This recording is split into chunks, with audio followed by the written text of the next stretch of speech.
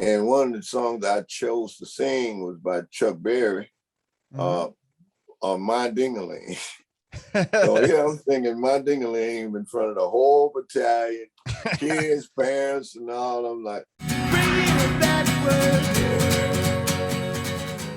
this podcast is all about you and your journey in music. And of course, we'll talk about the new record, Sharecropper's Son. okay. Cool. Well, First off, where were you born and raised? Winsboro, Louisiana. Talk to me about that a little bit. Well, it ain't too much to talk about. It's a little old bitty town, I don't know, about 40 miles south of Monroe. Okay. It's not really on the map. I'm trying to put it on the map. I think you have, right? I mean, But, you've done huge things. I live in Winsboro. I mean, I live in Bernice, Louisiana, but I'm born and raised in Winsboro. Okay. And that's where all the history started at. And how did you get into music? I did read that you got a guitar around 11. Well, I actually bought my first guitar at the age of 10. Yeah. At 10. Okay. Prior to the guitar, had you been exposed to music in any other way? Well, basically before that, it was just gospel music. My dad and them sung in a quartet. My mom sung in a quartet. Wow. The whole my whole family sung in the choir. So yeah, it was quite a bit of his, I always, all my life just was around singing. So okay. Did you sing as a child as well? Yeah. Since I was big enough to talk, I always started singing. Okay. And what drew you to the guitar?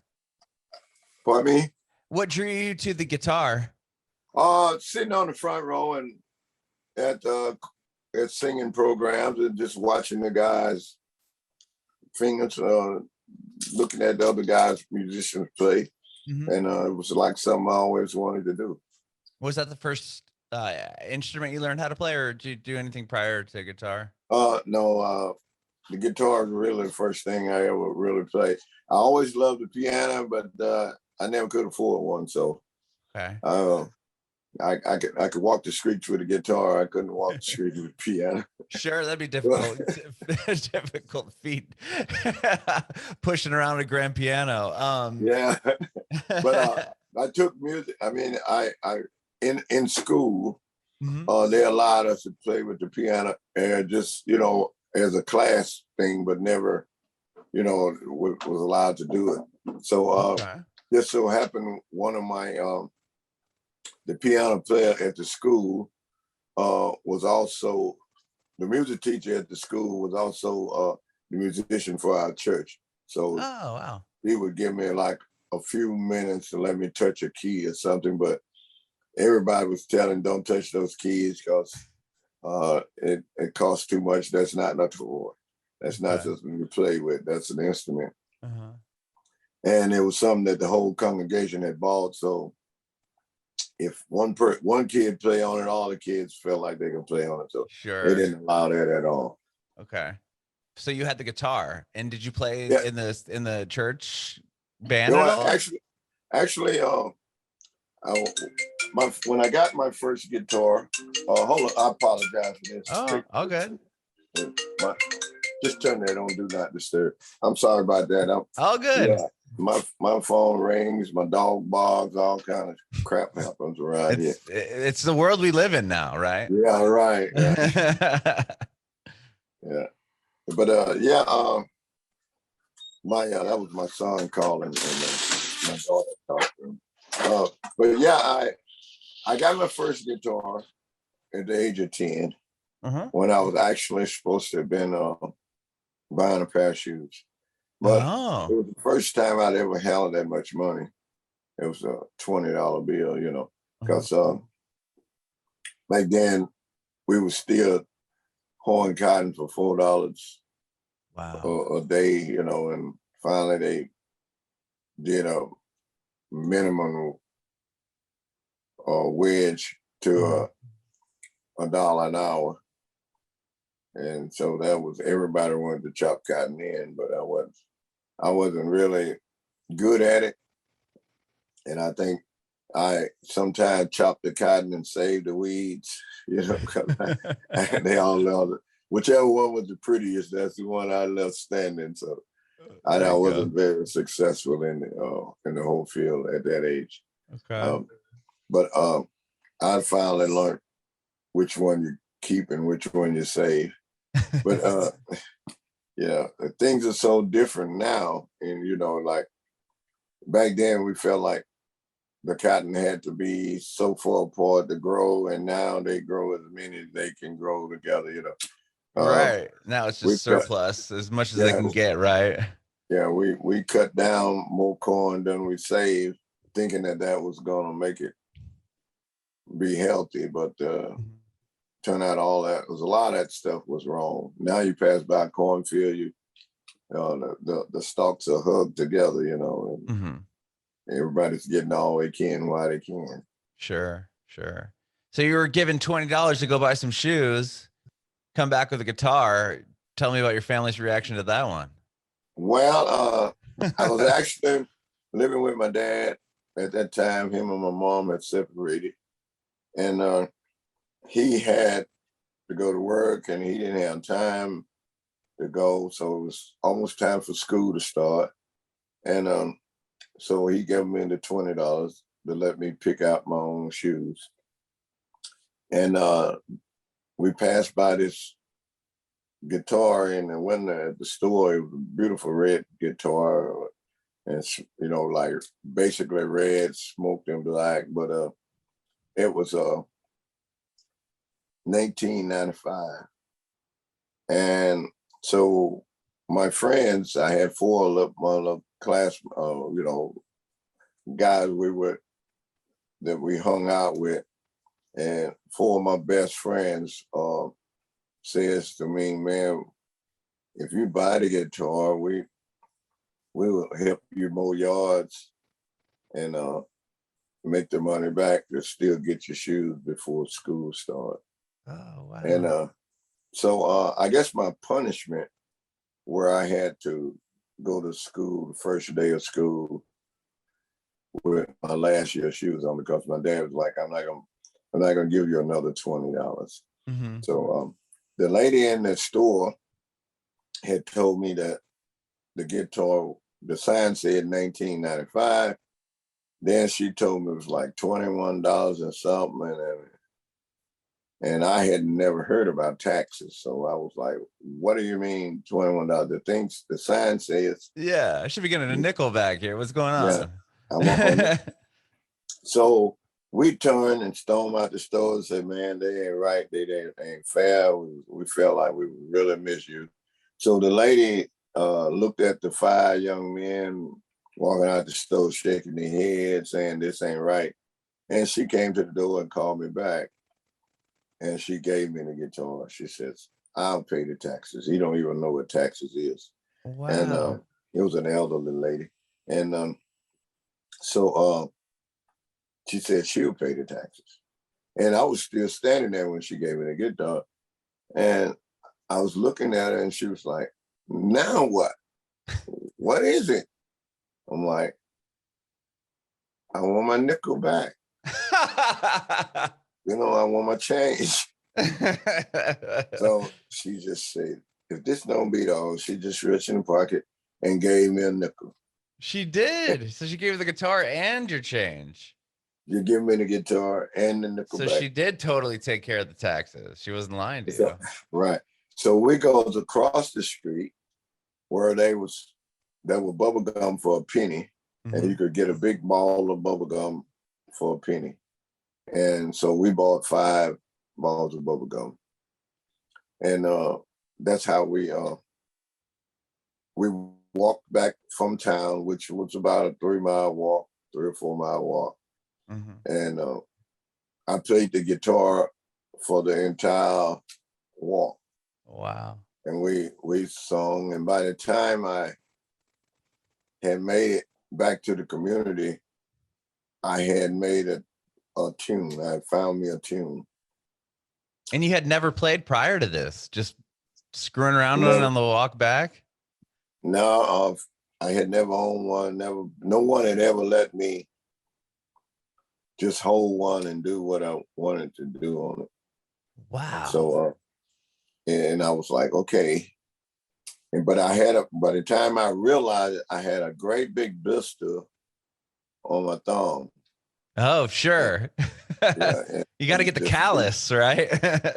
So I was like, took a pin and busted and, squeezed the blood out and go back to playing because it would be so swole, once you let the blood out, you get a little relief.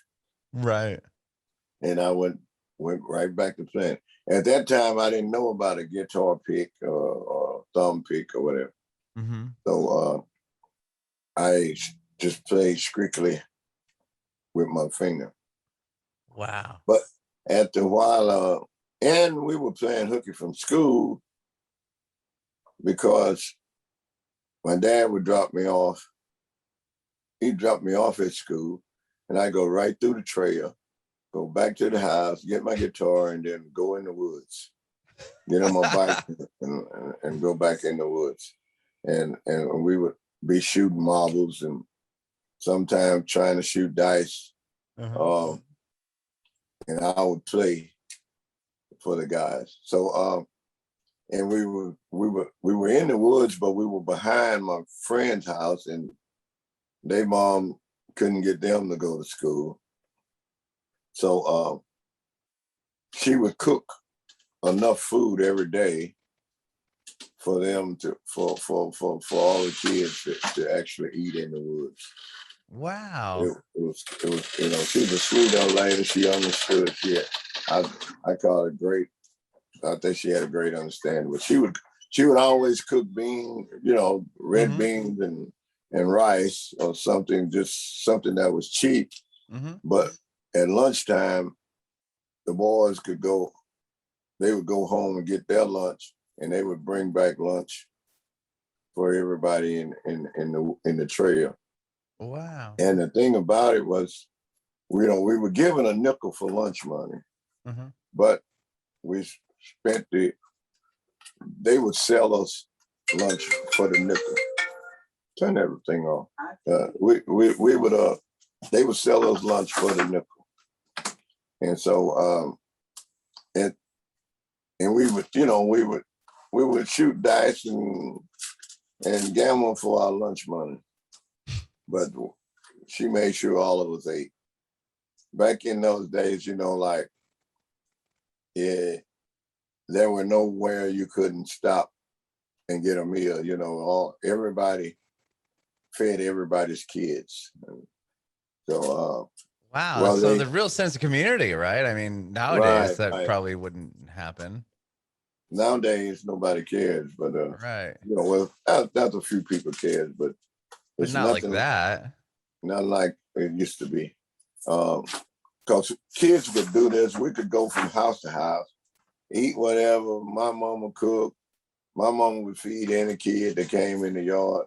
And then we leave my house and go right to the next one house, see what their mama cooked. And that's how we decided what you wanted to eat, who was making what that evening. Yeah. You're like, oh, my mom's making this. Okay, let me go see what the neighbors got. yeah. So we grew up, it was that type of neighborhood. And I mean, nowadays everybody's selfish, and my dad would always had a saying, say, you help the needy, not the greedy. And I like that. So it was like, but I mean, we had just moved off the farm, and then when I was 10 years old, I cried when we moved off the farm because I didn't realize, that was the only life I knew. Sure. And I missed playing on the cultivators, or I missed going through the cow trails and all these things that we did, and fishing in the creek and crawfish. So when we moved into a community where there were other kids, it was like moving to a big city, but it actually was just a community where you actually had neighbors where you could look out your door and see another house. Because we used to have to walk so far to, you know, to see another neighbor. Sure. And I put it like to see another neighbor of color, because the only house I could see was the guy that owned the farm. Well, we thought at that time he owned it, but they really didn't own it. Really? So you were living there, and the guy didn't even own the farm? He didn't own it. He was just in charge of it. Okay. My dad was farming it, and come to find out, he had rented the land. The land actually belonged to a black guy that we didn't know that even owned it. I just had found that out probably 10 years ago, that the farm we were farming actually belonged to a black guy that had moved to California. But he was released in and out, to his neighbor, which was a white guy, and my dad was farming it for the white guy. But I call it we were the sharecroppers that never got our share. And I sometimes wonder, am I getting my share now? Because there's so much, politics and politicians and it's crooks in everything you do. Yeah, everybody wants a piece, right? Everybody wants a piece of the pie, but don't nobody want to cook it. I like that. Yeah. Wow. So when you're playing guitar all those years, and did your family find out that you were cutting class to go play guitar, and what was their reaction to that? My dad, it didn't take long, because somebody seen it, told it, and so it was the most embarrassing thing. My dad came down in the woods where we were gambling at, and took the guitar and put it in the back of the car. He took my bicycle, put it on top of his car, and here we go riding through the neighborhood, taking me home to give me a beat down. Oh my.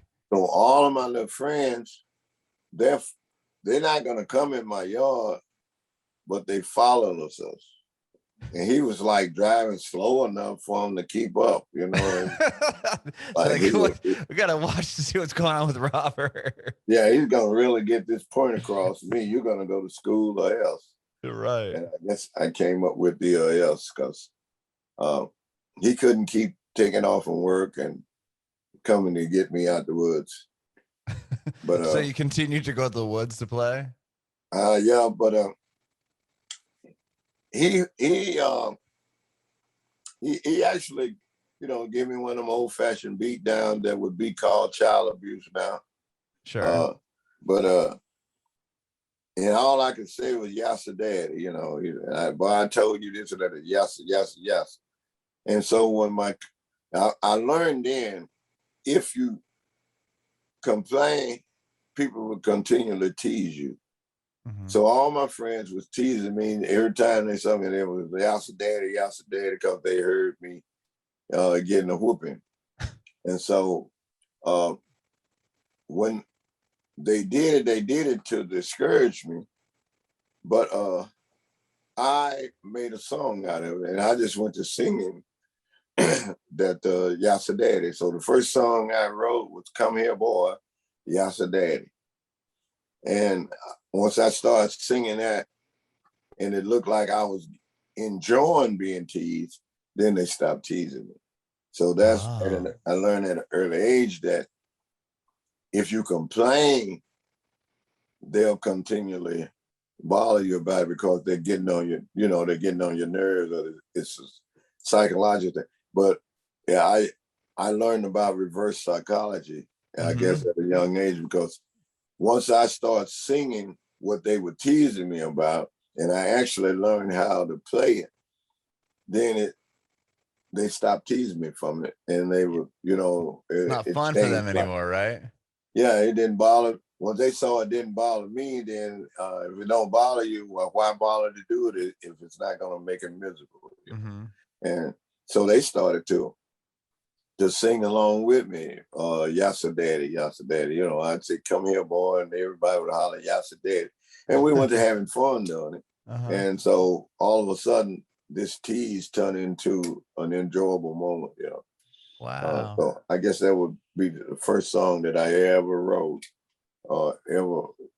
My first original song was actually me getting disciplined. Interesting. And you did that all through did you play and write songs all through school? Because you eventually joined the military, correct? Yeah. Well, really, we didn't do a lot of school. Okay. And that's one of the reasons why I didn't go to school. I kind of fell out of place. Okay.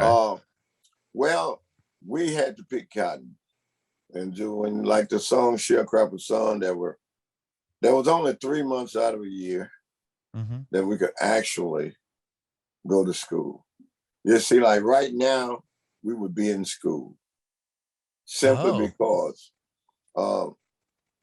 the corn is not fully grown, the cotton is not open, the beans, the peas, is only thing we had to harvest in beans were, because we didn't raise soybean, we just raised like garden beans, like butter beans and peas. Now that you could pick after school and share during the night. But the things that was in the field, like the cotton, right now there is no. I mean, the fields are full of cotton, but it's not harvesting time, right? Sure. So we could go to school for those 3 months, sometimes 2.5 months, depends on the weather. Okay. And as soon as the cotton was ready to pick, well, you yanked back out of school. So you wasn't in there long enough to actually, know what was going on. And the way my sister and brother kept up was because of their friends that went to school. And they would sometimes be playing with them and they would teach them. The kids would pass on the kids. And we would call it play school. And that's how we really kind of learned. But I was never about school because I wasn't old enough to go to school by myself, and I wasn't big enough to pick cotton at the time, to actually be able to do. So you're kind of in between then, right? Yeah. So that me and my sister, we were like you call the water boy and the water girl. Oh, okay. So, we had to make sure that nobody had to leave the field to come get water. Our job was to go to the trailer, to get the water, get a bucket of water, and take it back for them to drink. So sometimes you really get mad when they drink a lot of water, because that means you got to walk all the way back to go get more to get some more water. Okay.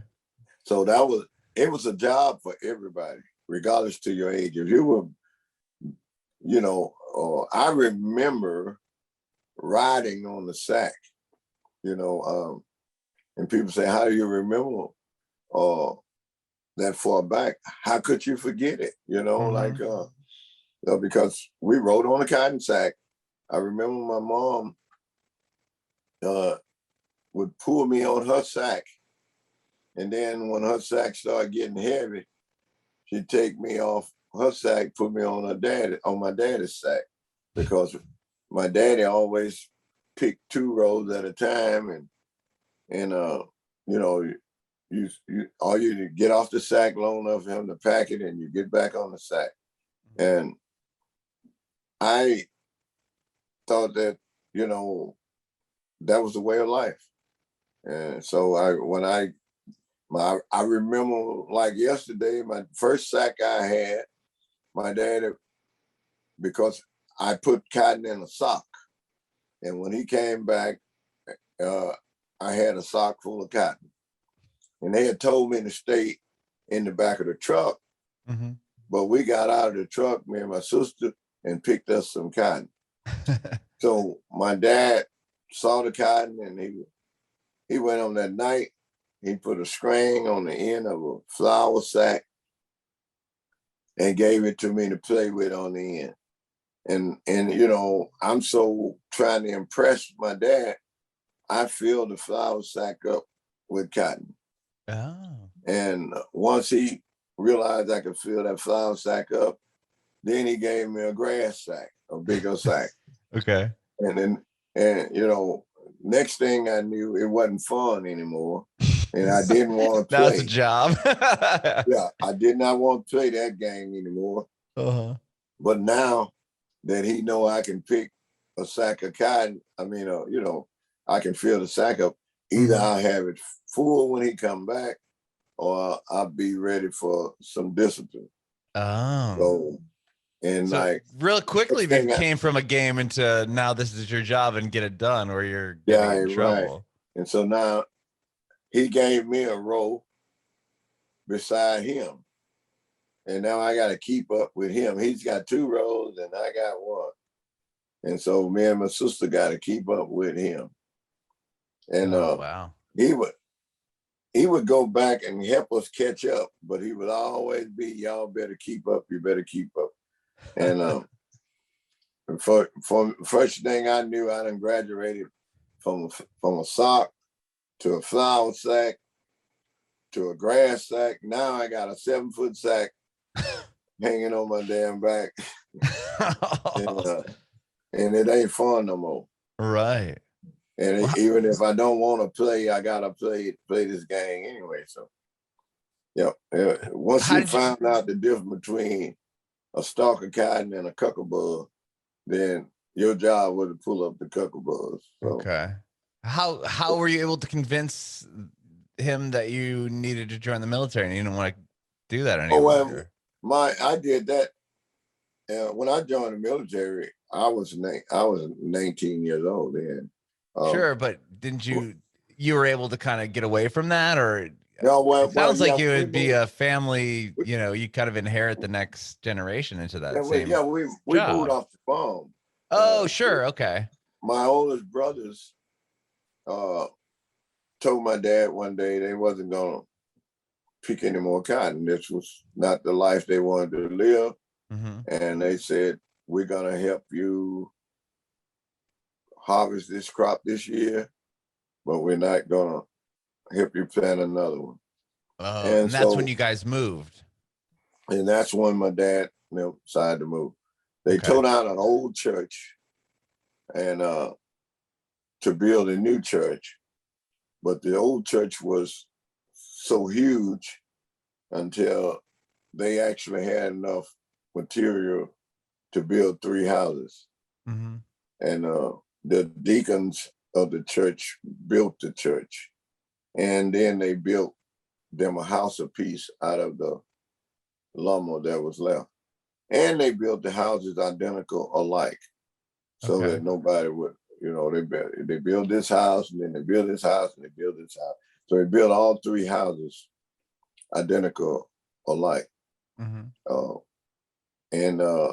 because my dad was a carpenter, my uncle was an electrician, and I had an uncle that was a plumber. So that's how I got all the trades, because I was a little boy. I was allowed to go under the house. Hey, go on there and take this under there and stick it into this.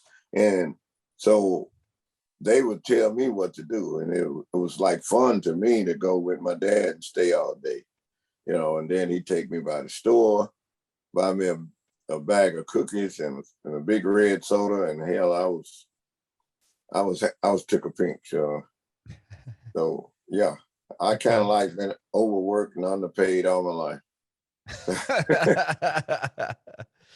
So you joined the military then at 19, and you go in. My father, unfortunately, I left home at the age of 15.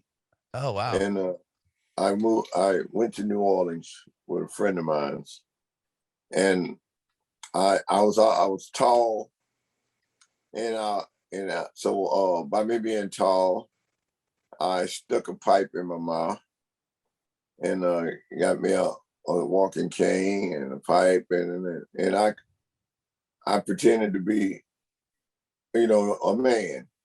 Okay. And believe it or not, at the age of 17, I had a credit account at a liquor store because I knew how to change my voice and sound like a man. Okay. And I would just go into this deep voice and say, "Hey, give me that pipe." Like a Prince album, and then Yeah. and had my shades on and stuff and my hat. And so the guy, I had a friend that was 20 years old. He had a job. He would always buy the liquor, but he wasn't old enough to go in the liquor store and get it.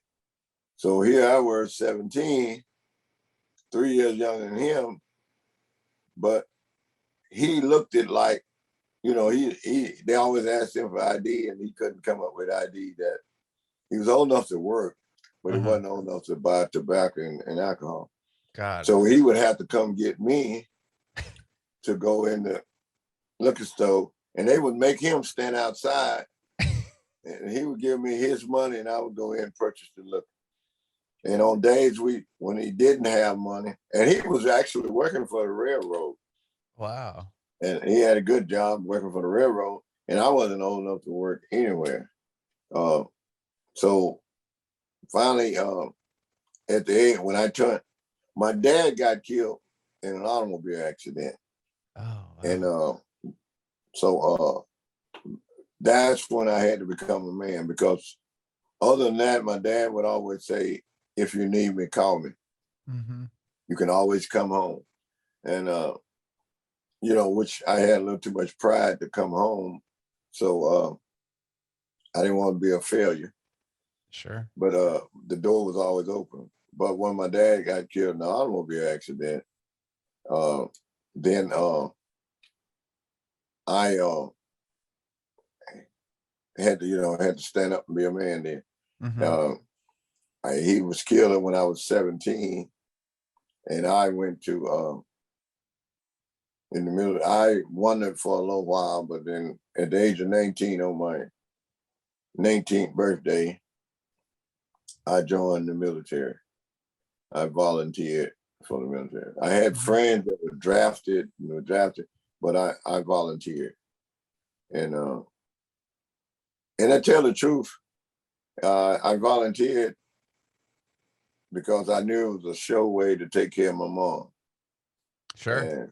And I fixed her allotment to where she would get a check every month.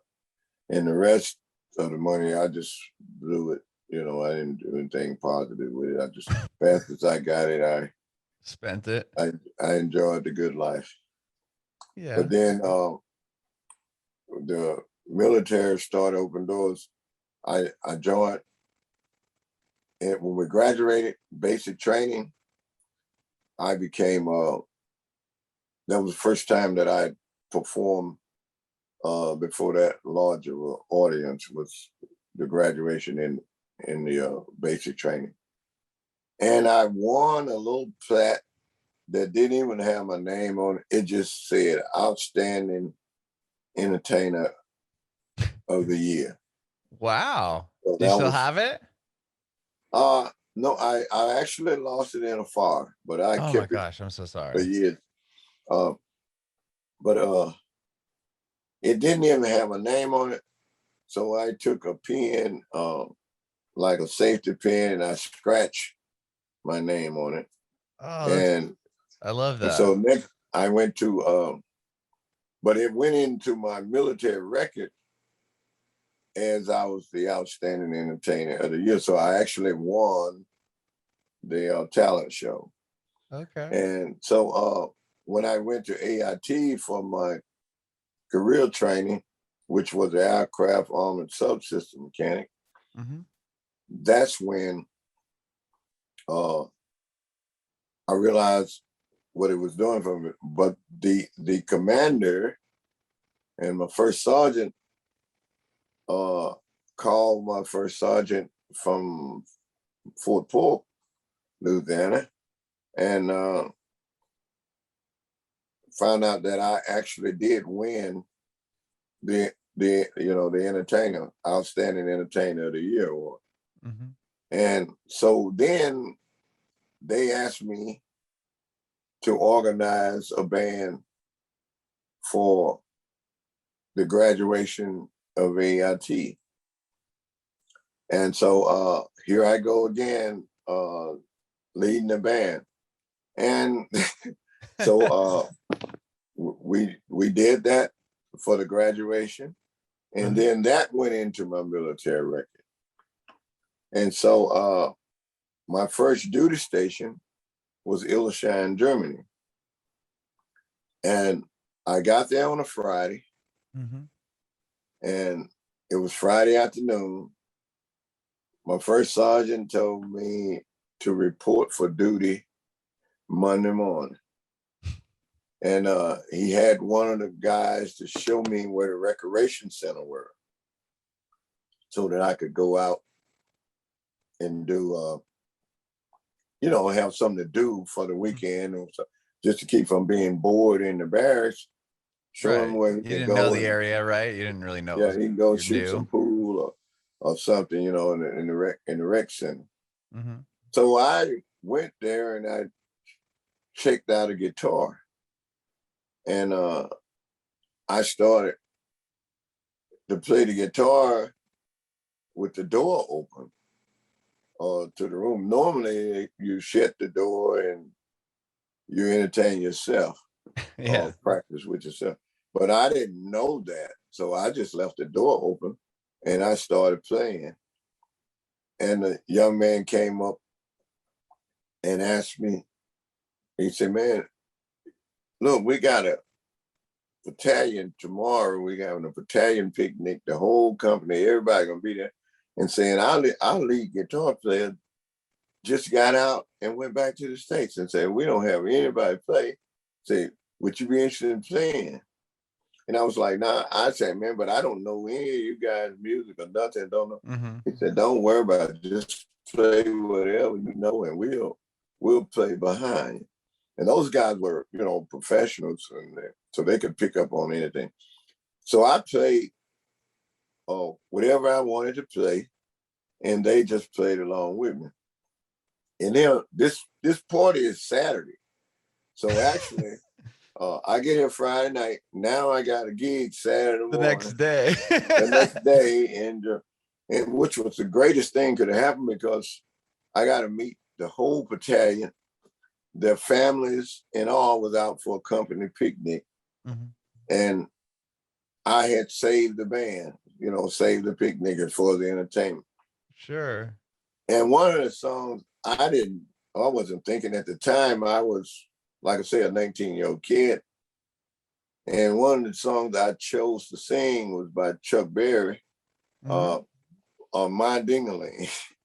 So I'm singing My Ding-a-Ling in front of the whole battalion, kids, parents, and all. I'm like, and it was a rage, because they thought it was, it was the light of the day. Everybody got a good laugh out of it. It was like, "What made you sing that song?" I'm like, "Well, they told me to sing any song I knew, and I had, I didn't know that many songs, so I just would sing." That was one of them, one that you knew. Yeah. But it was so great. And then after the picnic, I got to meet the commanders and all the top brass, and they was like, and the chaplain, all of them was like, "Hey, you need anything, let us know, call us if you need us." So it opened a lot of doors for me. And then,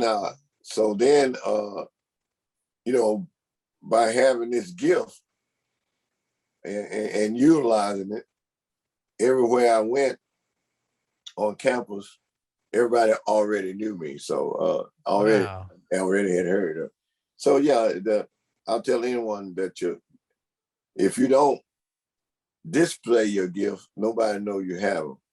So if you got a talent, don't hide it. Let it be known, because you never know who's looking for just that. Sure.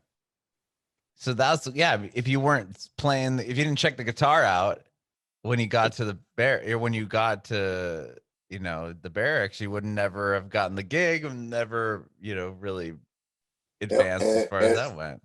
And I was at the end of the Vietnam War. So the war was in it. And, like, I had a lot of friends that had been shipped home in body bags that I've been known all my life. But they wasn't fortunate enough to make it back alive. So I started a rumor that they heard I was coming.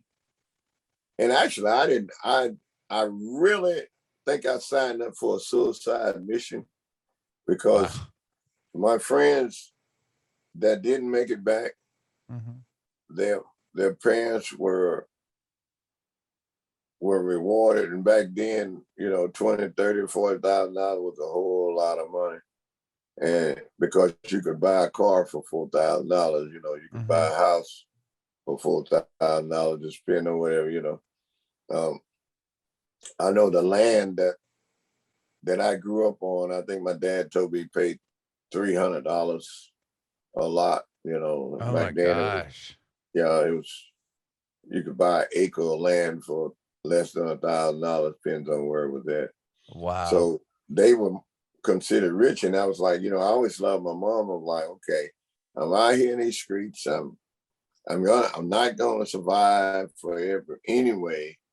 And rather than be a burden on me and one of my friends, we sit down and talked about it, because me and his mom and my mom grew up together, and they were the best of friends. And it was like, man, let's go join the army then. And so when we get killed, our mom will be rich too, Oh, wow. So that your thought process was almost like, well, if I'm going to go here, and at least that way I can pay it forward, not pay it forward, but like support my mom with the money she's going to receive when I don't make it back. Oh my gosh. And we went in the service together, but they separated us because we were, your friends. I guess how you say, we were too close. Oh, right. Okay. And we didn't sign. We didn't know that you had to get it in writing that you was going to stay together, because we did have the buddy system was in effect then. Okay. Two guys went in the military at the same time. They had to guarantee them they would stay together. But so we didn't know about that. So both of us went to Germany, but he went to Frankfurt and I went to Illerstein. So they separated us when we got there. But we got to get together a few times, like on our times off, weekend off, or we got a furlough pass or something. We could go and back and forth and see each other like that. But but the whole idea was not to neither one of us expected to come back, but the Vietnam War ended. And so there were no need for my job as a helicopter technician. Helicopter subsystem technician. And so the Cobra helicopter had grounded. So I had to take up another MOS and find out another skill to use that would be beneficial to the Army, since they wasn't working on, the helicopters were shortage. They didn't need all of us. There was so many of us. So young lady that worked at the recreation center, she suggested that I come and be her full-time assistant. And then they gave me another MOS, another skill, and they call it, I was like what you call a program director and entertainer, because I was spending all of my free time in the recreation center anyway. And she was like, okay, if you're here every day anyway, we might as well make this your military duty. Wow. So they kind of created a job for you. Yeah, it created a job for me. And my job was was a talent scout. In other words, Whoa.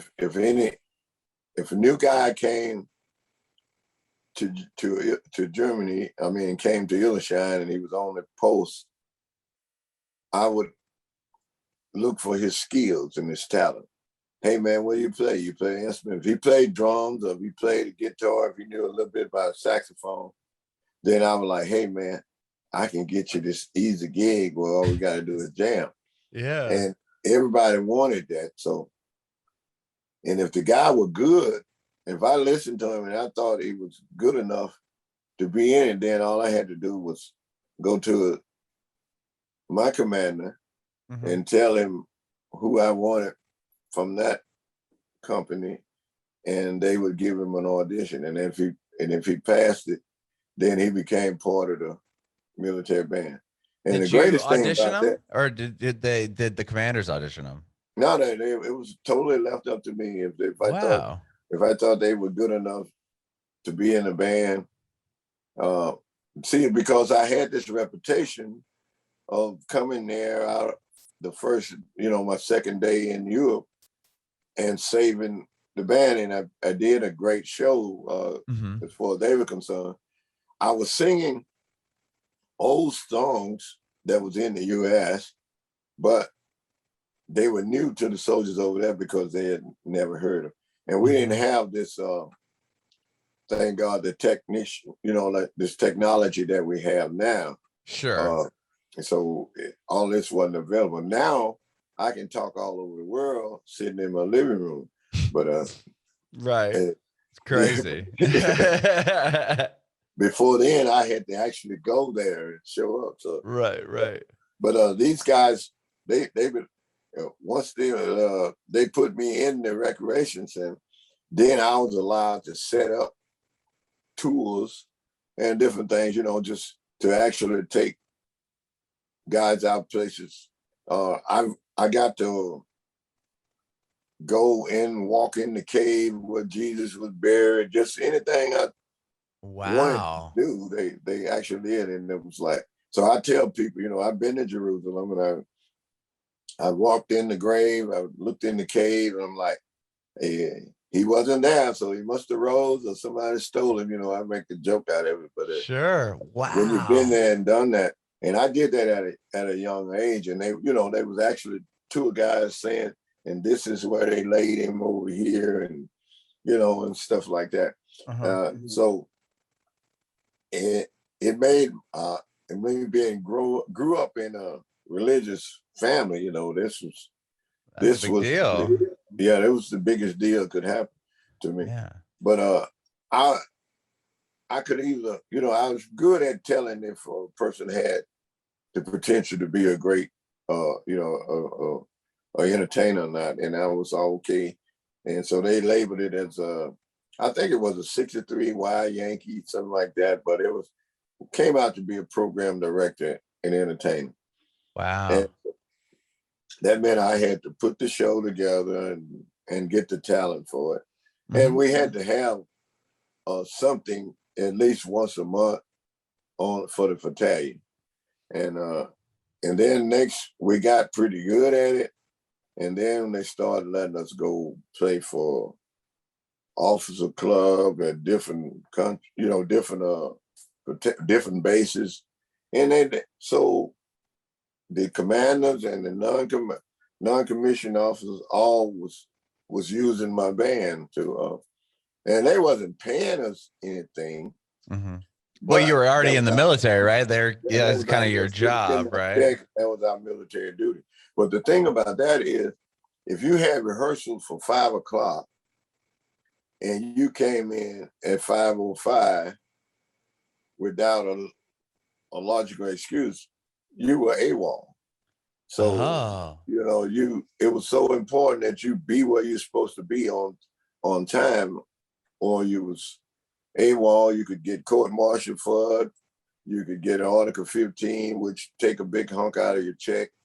Right. So it wasn't just like a lax gig. Like it was still taken very seriously. Yeah. So you get, I didn't have a problem with people, but then that I got so wrapped up into the music, and I was like, wow, I'm gonna get out of there on me, and do this like I want to do it. Sure. And which was the biggest mistake I ever made. What, But you left to do what you wanted to do? Is that what you said? yeah, when my time was up, I got out instead of re-enlisting. I got out to do, thinking I could do the music more broadly. But then I found out it was nowhere near the same because, like I say, in the military, everybody was on time where they're supposed to be. Right. In the civilian world, the drummer may show up, he may not. Sure. And there's nothing you can do about it. Right. And so finally, I just got frustrated with it. And I said, heck with the bands. After so many disappointments, this week, the drummer don't show up. Next week, the bass man got something going on. It was always crazy. So I quit entirely for a while. But then I decided when I moved back home, my mom was singing in a gospel quartet because my dad had passed and got killed in an auto accident. So her and her fiance and her boyfriend at the time, they had a singing quartet, and I started to play for them. Oh, and okay. They were the Harmony Five, and I really didn't want to do it because I wanted to play the blues, but my mom insisted, kept asking me, "Come on, play for us," and so I did. Went to one of their rehearsals, and I actually liked it, and so they asked me to play for them, and so I did, and they had their name was, it was five of them, and the name of the group was the Harmony Five. Okay. And they had a great harmony and stuff, and they were well known. So I was like, okay, this is an opportunity. And then we started rehearsing regularly, like I want to say regularly, like once a week. Here it is, a Saturday night or Friday night. Instead of me going to the club and doing what I like to do, I'm going to this rehearsal, which had never really lasted that long. You still had time to do anything else. But they had kids. And one of the group members, it was husband and wife that sung in the group. They had 15 kids. Oh, wow. And they had, I think it was 5 boys and six, 7, I don't know. I think it was 8 girls that they had. So now, but they were real young kids. But trying to rehearse, they kept coming out singing too. And, they would say, y'all get out the way, let us practice. And the kids, they would go for a little while, but then they'll come right back out. You send them to the room, and next thing you know, they're back out there. Sure. So I says to the parents, let them sing. Let the girls sing. So I'm like, okay, let them sing then. And so the girls' song, it was 8 girls. And they actually could sing. They sounded good. So I started a group called Brother Finley and the Gospel Sisters. And I went and bought them all dresses alike, and they were cheap dresses, but it meant the world to them. They was all, of course, happened to be in a store, and I saw some dresses that were, they wasn't expensive at all, maybe been $8-10 a piece or something like that. And that's not cheap, right? Yeah, Right. and I Times bought, what, 5? You said 5 kids? yeah. I mean, Now like you're it was 50 eight girls. bucks. 8 girls, like, yeah, $80. Oh, $80. Yeah, that ain't cheap. And I got I got all of the dress, and I was like, I just looked at the dresses and imagine the girls, this one ought to wear this one ought to wear this one. And I just bought 8 dresses. Okay. And took them back, and I let the girls pick out which one they would fit them the best. And then, the mom had to do a little alteration on a couple of them, Sure. to make everybody do. But the fact that they all had dresses alike. And we started to singing from church to church and church to church. And it got to be more and more excited. So next thing I knew, I had an offer to go to the radio station. Wow. And I went to the radio station. I talked to a guy, because I found out different groups were going down there. And I went down with my group, and we performed that Sunday morning. And everybody was calling the station. And so the next week, I went to the grocery stores, to the Western stores. I even went to the service station and laundromats and talked to the owners. And they agreed to sponsor me. So now I got my own 1-hour show every Sunday morning. That's from amazing. 10 to 11. The gospel, Brother Finley and the gospel sister gospel hour. And so, then the young men at that time, the boys wasn't but 6 or 7 years old. And I had a nephew that my mom was keeping. Mm-hmm. So he was always there. And they saw the girls getting all this attention. So they wanted some. Of course. So I had these little 5 boys that wanted to sing too now. So now I said, well, let's start another group.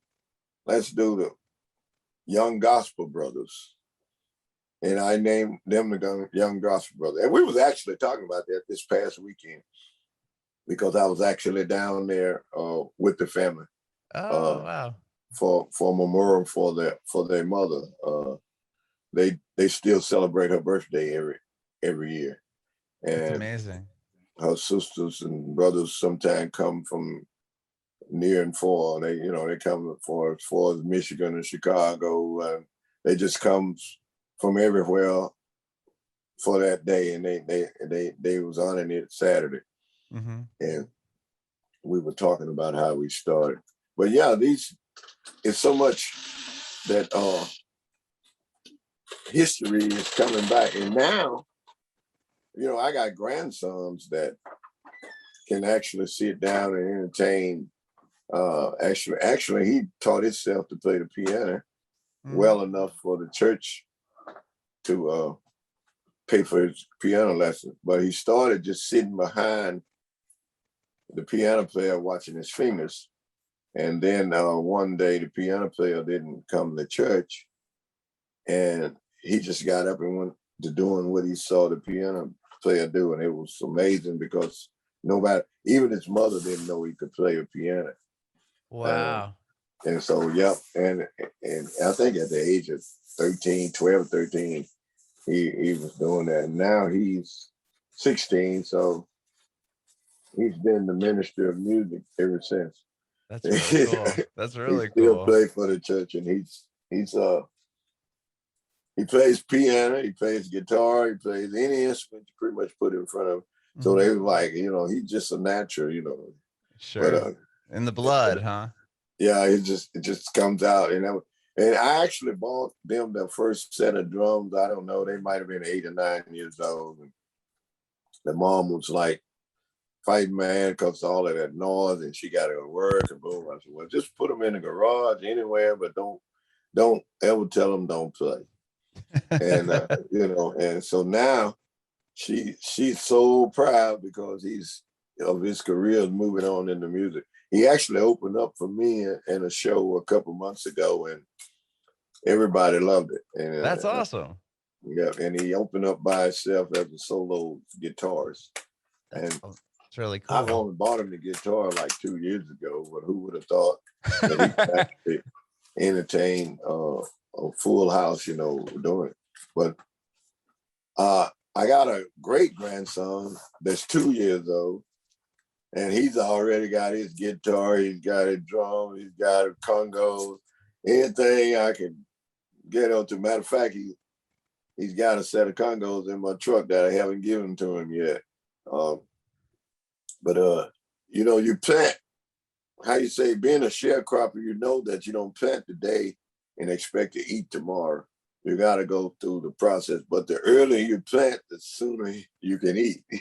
I like that. Yeah. I've been doing that with my 5-year-old son too, throwing him on the piano, and got him a drum kit during this, the whole pandemic. We were able to get him an electric kit so he wasn't, destroying the neighbors' ears and ours. But yeah, it's really, he really loves it. Yeah. Well, my great-grand, he got his own piano, he got his own guitar, he got his own drums. Because if you get it, he may leave it, he may get discouraged with it, but at some point in his life, it'll come back to him, and he'll find the time to can always come back to it for sure. But yeah, like before, when we first started, she didn't want to hear that racket. She didn't want to get up out of the room. Well, even me learning, everybody I used to start playing for a crowd, and the crowd would get up and walk away one by one people, because I knew I was musical. I sucked as a guitar player. But I found a solution to it. I started volunteering to play for the prison. And then I knew my audience couldn't get up and walk out of me. When did you start doing that? What year was that? Oh, I started doing that, I don't know, just actually before I went into the military.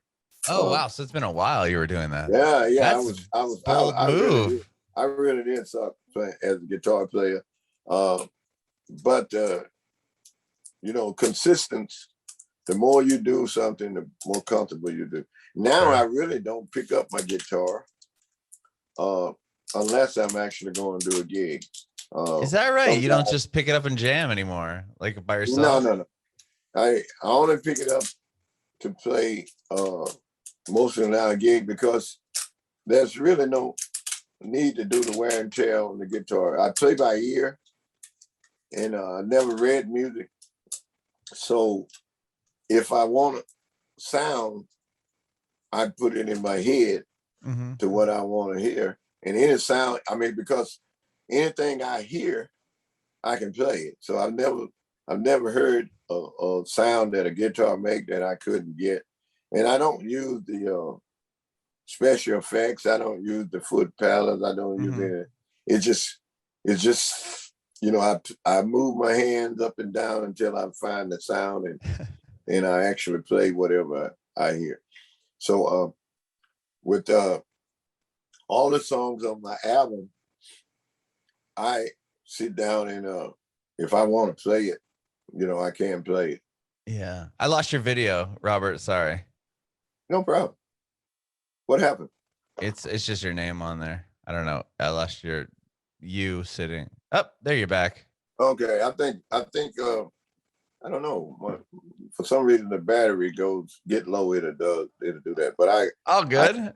I put it on charge early this morning, but I'm just so I'm curious to know, when you put out in 2016, you put out Age Don't Mean a Thing, and that somehow lands in the front of Dan Auerbach of the Black Keys. And did you know who he was at the time, and how did that kind of happen? No, had never heard of him. Wow. I started off with the Music Makers Relief Foundation. They recorded me sitting on a stool playing by myself. They sent it to Fat Possum Records. And Fat Possum, actually the owner of it at the time, came out, actually called me and came to my house here in Bernice from Memphis. and because he wanted to see if I were really doing this by myself. He was like, okay, man. He said, the reason I'm here because with all the technology, it's easily to fool somebody, you know. Mm-hmm. So he was like, go get your guitar and play me a tune. So him and his wife came, and I played the song Age Don't Mean a Thing. And so him and his wife recorded it, and he was like, I'll call you back. And I didn't think I would hear from him anymore, but next thing I knew, I was in the blind school in Biloxi, Mississippi. I get a phone call saying, when you get out of school, you mind catching a bus and going to Memphis to do a recording. So I actually rode the bus to Memphis from Monroe. And we did that. We had 4 days. Well, actually, we had a week to do the recording. And we was going to do 10 songs. I think we did 12 songs in 2 days. And and I was like, kaboom. And it was like, he threw. I'm like, y'all got nothing else for me to do? No. I said, well, man, you know, I could be at home more in my yard or something. I guess I should have took advantage of the 5 days in Memphis, but I didn't know anybody. And I couldn't really see that good. So I wasn't trying to get out and feel the way around, you know, and make myself vulnerable to the public, become a victim. So I said, man, if you guys ain't got no more use for me, just let me go home. So the guy, Bruce, took me, him and his wife took me to the airport. I mean, to the bus station, and bought me a ticket and put me on the bus. And I came home. And the next thing I knew, I had the record. And then I started to travel with the Music Maker band. Mm-hmm. And we did some overseas tours and stuff. And I happened to be in France. And I got a phone call saying, hey, man, the Black Keys want you, man. I'm like, I don't know nothing about no Black Keys. Who the hell is that? And finally, a guy told me, he said, look, man, if you get with these guys, if they like you, it's no stopping you. Right. So they played one song for me of the Black Keys. And they said, but they don't want you to do what they're doing. They want you to be you. So when I got back to the States, and they set it up for me to go, I wasn't supposed to do an album. I was supposed to do a recording, a voiceover for a book called Murder Banner. That's what it was about. And so we had 4 days to do 4 songs. I did the 4 songs in 4 hours. Had never heard them before. I couldn't read them. Dan would talk in my ear and tell me what to say next, and I would just holler it out to the top of my voice. And he was like, I've never seen any shit like this. He was like, man, this guy that walked in off the street and mastered the whole book in a half a day. So all the musicians they had, you know, some of the greatest musicians there. Because what Dan did with the Easy Eye Sound, he got all of the older musicians that had retired and were no longer on the road, that, you know, that were great and just made them great studio musicians. Mm-hmm. And then all of a sudden, they was all telling me about how much they loved what I was doing. And then so he said, well, hey, man, look, you want to record an album? So at the time, Music Maker, they didn't even know anything about the album until we had recorded. And I was like, man, he said, we send you here to do 4 songs. Now you done did an album, which wound up being about 16 songs with the 4 that was in the book. Mm-hmm. But when they heard it, they loved it. And I don't know what kind of thing they had signed, but they had signed that if they wanted to, I would be obligated to do another album with the Easy Eye Sound. But this was opportunities for me to do something I've been wanting to do all my life. Mm-hmm. And at the time, I wasn't concerned about the money. I was concerned about the opportunity, because I felt like if I got a chance, I could make it happen, you know. But we did the album, And I went on tour with the Black Keys, with Dan Auerbach and the Easy Eye Sound band, with the studio band. All these guys agreed to come out of retirement and go on the road one more time. And that's what we did. We got, and they was all excited about it. And I was like, at the time, 63 years old. And I was a new kid on the block because everybody else was in the 70s and 80s. And, you know, and one of the guys was in the early 90s. But when they got on stage, looked like they went back to their teenage years. They was having so much fun. So we toured the East Coast and the West Coast. And finally, we went to France. And then I remember the first show we did was in New Orleans, and then we did one in Memphis at the Jack Daniel distributor, and then they started, and they got the reaction from the crowd was lovely, and they said, "Well, man, let's just take this on the road," and that's how we wound up doing the East Coast and the West Coast. And I was really surviving off CD sales because I were getting out and talking with the audience and greeting them at the entrance as they come into the place, and you know, I go there knowing nobody, with nobody knowing who I were, and when I left, everybody knew who I was, because Dan would call me out in the middle of the set and say, "Hey man, come on out here, and I got a friend I want y'all to meet." And I would get out there and I would sing "Get It While You Can," "Medicine Woman," or whatever they put on the thing. And that we were on tour, and Bobby Woods was listening to a song on his phone, and he had it on speaker. And I passed by and I heard it, and I liked it. So I asked Bobby who was it, and he told me. And I don't know who the original author of the song was, but he told me who it was singing it. And I said, "Man, I'd like to sing that." And didn't think nothing else about it. He said, "Probably you can." But by him and Dan being so tight, and you know, all these years with their history together, he told Dan. And after rehearsal, Dan asked me, "You want to try that song you like?" And that was the song "All My Hope."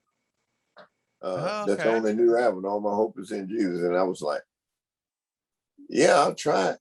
And he said, "I'll tell you what," he says, "we're going to run through a couple more songs, say, put it on your earphone and on the phone, listen at it a couple times. And then when we finish this rehearsal, we'll try it." So I did it, and the band loved it. So the next show we did, Dan wanted me to do it on stage. And when I did, I had did my "Get It While You Can" dance and everything, but I sit down on a stool and just sung "All My Hope," and the audience like went wild. And it was, so from the remaining of the tour, we did that on every song for an encore. Wow! Because I always wanted to do gospel, but at the time I had to do what they were asking for, or they would have just got somebody else to do it. But after working with them, and then they seeing the importance of it and learning about my childhood history, then we decided to start putting gospel on each album.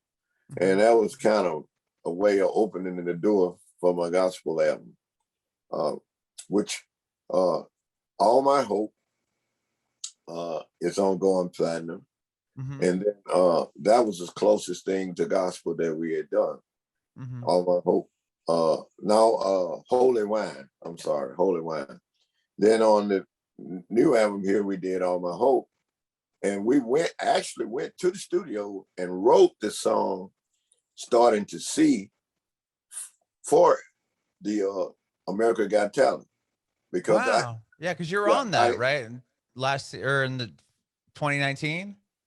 Right. Right. And okay. we got to it got us past. Okay, we had did both the judges. We had did both the judges. So All My Hope was the first. I mean, Starting to See was the first time I'd sung before the live audience. You know, with the where the audience actually do the judging, and so it was like this guy went and wrote this song. I went back to write one song, especially for the America Got Talent. Mm-hmm. But you wrote a song just for the show? Just for the show, yeah. Okay. And how were you approached by America's Got Talent? I just got a phone call. One of their agents saw some of my stuff on a video, one of the producers, and she reached out to the agent and said, would he be interested in coming? So I never did audition for it, other than at the in Los Angeles when we actually went to the live audition. Wow. But I didn't call anybody. I didn't sign up for nothing. They reached out to us. They reached out to you? Yeah, because she had saw it, and she had seen some video footage and heard some, and she said she went home. I actually talked to the young lady, and she said she went home and played it for her parents and said they liked it. So she came back and talked to the producers of the show and played it for them. And then they say, well, bring him on and see if he's interested in coming. So yeah, like I said, so many things, the doors have been open simply because the displaying your talent. So that's why I tell people, if you don't put it out there, nobody know what you got. Mm-hmm. You know, what do you got to lose? The only thing you got to lose is an opportunity by not doing it. Mm-hmm. And you don't know what somebody is looking for. And so this just happened to be, and we were in the Bahamas. Me and my daughter was in the Bahamas, and they called us and told us we had made the show, that they wanted us to come to the show. So we didn't come home because the price of a plane ticket from the Bahamas back to Monroe and then back to Los Angeles was pretty expensive. Yeah. So I said, well, look, if we're only going to fly home for 2 days, why don't we just pay for LA? 2 more days in the Bahamas and let us enjoy ourselves, so when we can go from here straight to California. And I made a suggestion, and they got to add up the price of the tickets and the price of living in the or where we were at, and they would say, yeah, he's making sense. Let's just leave him, let him. So I had my whole band over there. So we sent the band back, and me and her stayed over there till time to go to Los Angeles. Wow. And, yeah. So we actually had us a week vacation. That's really nice. And the thing about it, they gave us a wristband where we could go anywhere on the island and eat, drink, whatever. As long as you had that band on, there was no charge. That's really nice. Yeah. So that was a really super blessing. And then when the first time I went on the show and sung "Get It While You Can," and the judges went, "Wow." I was like, okay, we on the roll now. Let's just keep on going. That's amazing. And then I think the first song I did was "Get It While You Can." The next thing was "Medicine Woman," and everything was, we got standing ovations. We got you still, hey Ray. Yeah, we got standing ovation on both ones. So that was good. Then we come back to the live shows, and that's when we came home for 2 weeks. And then that's when I went to Nashville to write the song "Starting to See." Wow. And while we were there, we went to write one song. We had 2 days to write it. And we actually wrote 4 songs that first day. Oh my gosh. Did those make Sharecropper's Son? Pardon me? Did those songs make the record, Sharecropper's Son? Right, yeah. Oh, wow. Yeah, they're on there. Okay. All of them is on there. That's amazing. No, I got to wind up because I got another interview coming up in just a few minutes. I didn't realize how long we had been talking. Yeah. Well, it's been great. I appreciate you hanging out with me. Before I let you go, I want to know if you have, I mean, to achieve what you've done, like, especially so late down the line, right, in life, you were able to really, your career has really took off within the past 5-6 years. Can you tell me if you have any advice for aspiring artists? Hey, I always tell everybody, be consistent. Okay.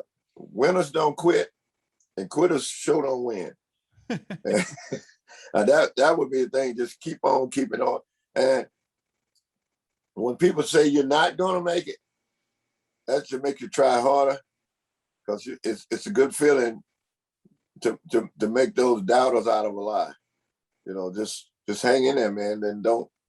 But the thing about it with me, if I say anything, people say, well, often I get that question, why so late in your life?